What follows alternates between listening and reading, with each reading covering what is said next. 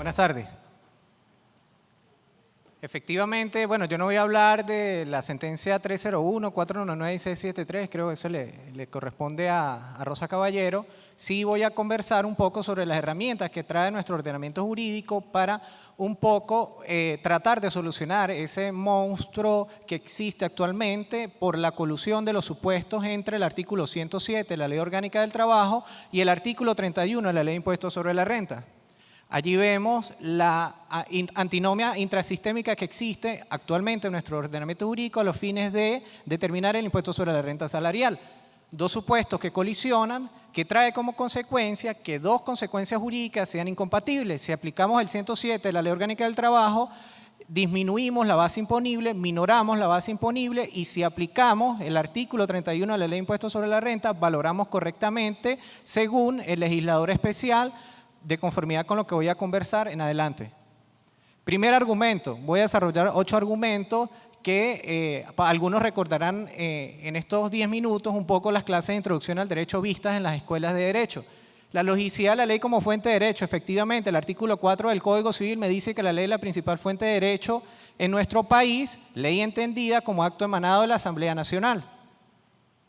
Argumento 2, dogmática tributaria y salario. Efectivamente, artículo 16 del Código Orgánico Tributario, a los fines de determinar los elementos de la base ponible de cualquier tributo, debo aplicar la ley, en este caso la Ley de Impuestos sobre la Renta, aplicando igualmente el artículo 3 del Código Orgánico Tributario.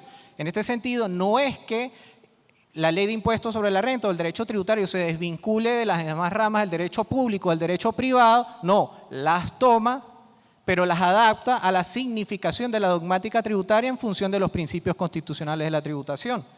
De allí que, desde mi punto de vista, el concepto de salario normal, siendo un concepto de la dogmática tributaria, del salario laboral, aplica como base imponible de tributos más vinculados directamente al trabajo como hecho social, régimen por desempleo, vivienda, seguridad social.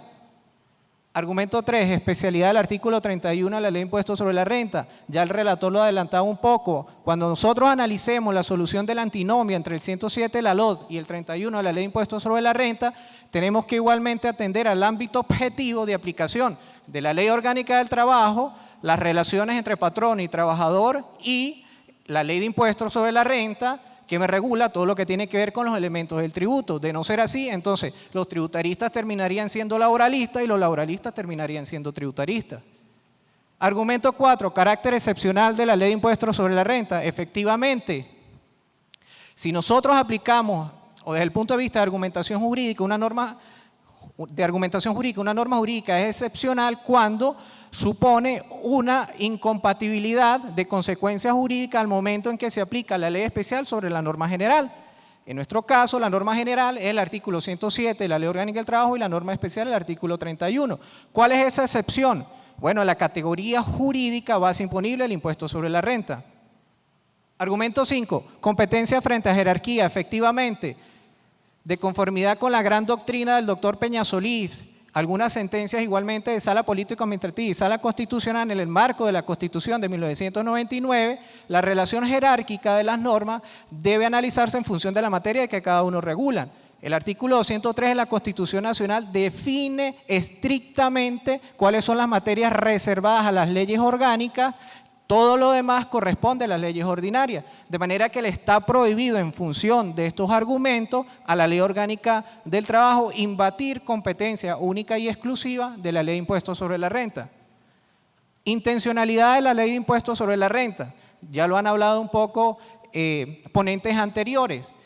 Una interpretación literal del artículo 31 me obliga a mí a argumentar de que se desprende de ese texto, por un lado, la obligatoria inclusión del salario integral como base imponible de los trabajadores, la prohibición de solo determinar el impuesto sobre la renta sobre el salario normal y efectivamente determinar un enriquecimiento neto sobre el salario integral como manifestación de capacidad contributiva. Argumento 7, derrotabilidad de la Ley Orgánica del Trabajo. Efectivamente, si el legislador, en función de lo establecido en el artículo 31, existe la posibilidad de escindir, es decir, de dividir el supuesto de la Ley Orgánica del Trabajo, ¿para qué? por competencia única y exclusiva de la ley de impuestos sobre la renta, yo determine mi base imponible en función del artículo 31, resulta derrotada la ley el artículo 107 de la Ley Orgánica del Trabajo.